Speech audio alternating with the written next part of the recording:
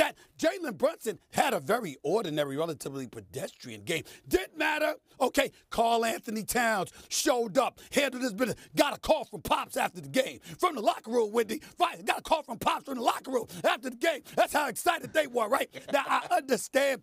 And listen, I got to take credit because let me tell y'all right now, the power of prayer is real.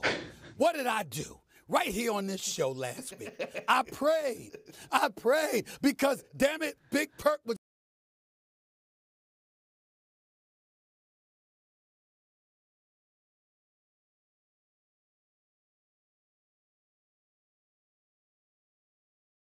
absolutely right. I was petrified. I thought it was possible that the Knicks could get swept. I was saying, damn it, one game. At least give me 2 games. And I prayed. I said to myself, you know what? I'm not perfect. None of us are infallible. But damn it, I kind of believe I'm a good dude. I pay my tithes. I go to church. I love the Lord. I have tried to be a good human being. Can I at least get a couple of games? And I prayed for it. And sure enough, the good Lord gave it to me. Now I got to get greedy. Because I'm like a shark in blood-infested waters. I sense what it is right now. It's right in front of our face. It's right there. When you look at the New York Knicks right now, I don't know what the hell is going on with the Boston Celtics. Did you know that of the 100 threes that they have attempted in the first 2 games, even though they're shooting 25% from the field, from 3-point range, they're also shooting 25% on wide open threes. Wide open in the NBA is 6 feet or beyond that a defender is near you. They've had 48 attempts at wide open threes, and they can't seem to buy a basket. I'll leave Tatum.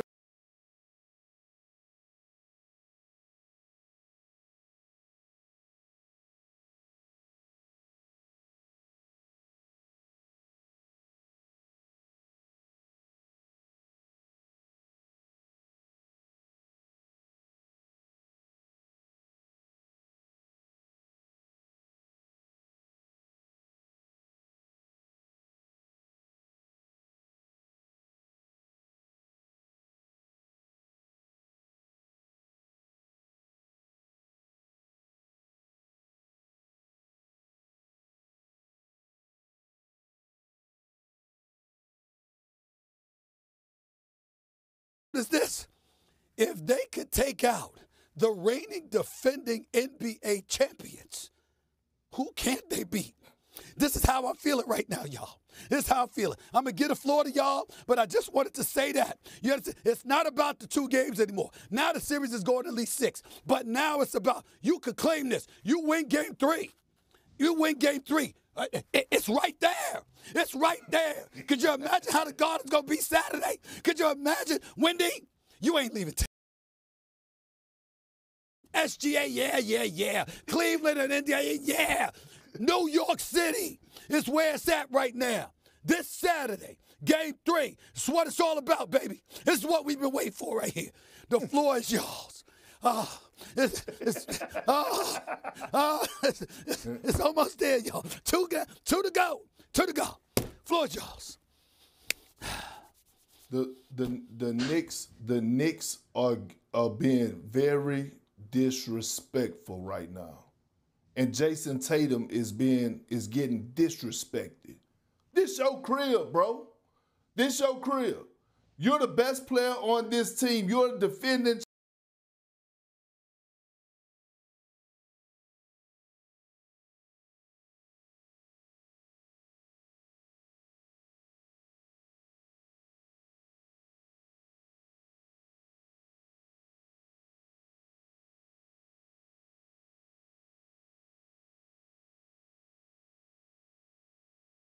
What are you going to do? This don't fall on Coach Mazzulla. This has nothing to do with the offensive game plan. Jason Tatum took 5 threes. Jaylen Brown took 7 threes. They were getting to whatever spot they wanted to. Last time I checked threes. They were getting to whatever spot they wanted to. Last time I checked, Jason Tatum and Jaylen Brown supposed to be 2-way players. Are they defending at a high level? How was Mikal Bridges able to go off for 14 in the 4th quarter? Drew Holiday is guarding big-bodied Brunson. I mean, at some point in time, it's time for Jason Tatum to take that leap. I thought he would have been ready for the moment right now, today.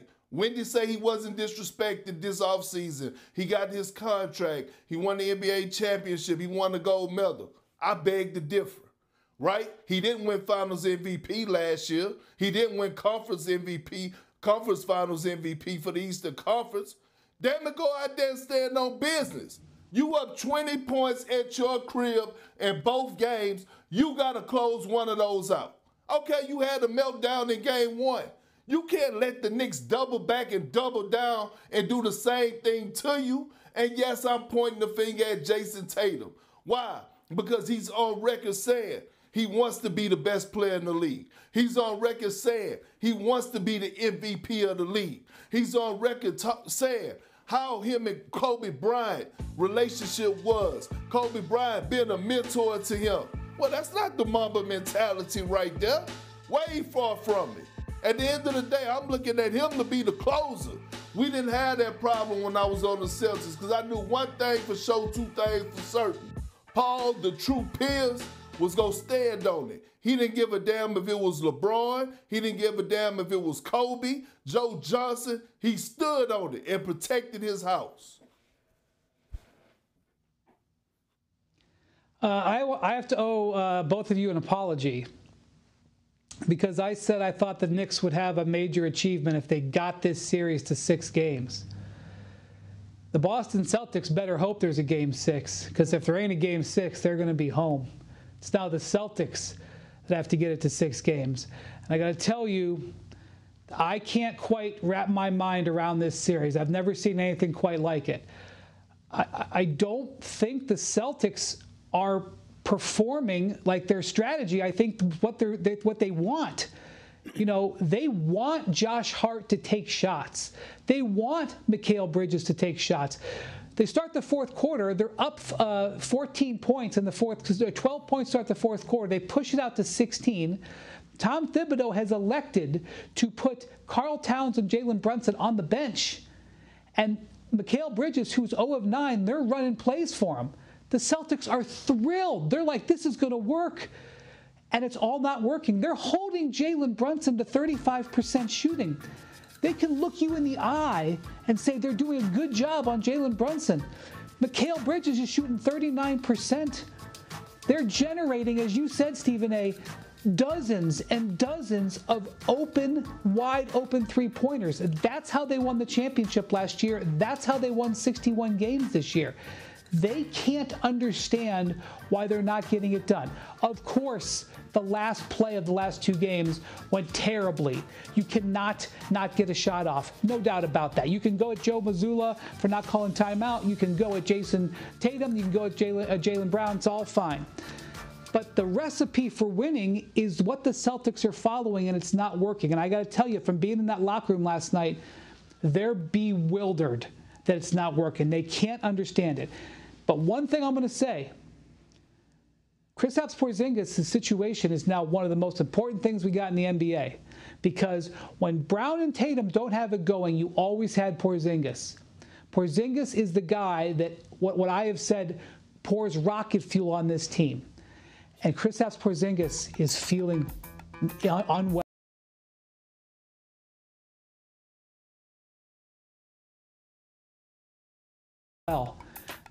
I don't know what's going on with him. I'm sure it's very concerning to him. He missed 3 weeks earlier this season with this illness they can't identify. Last night, guys, he was very concerned. He said it was killing him how poorly he was feeling, but that he's basically had a crash.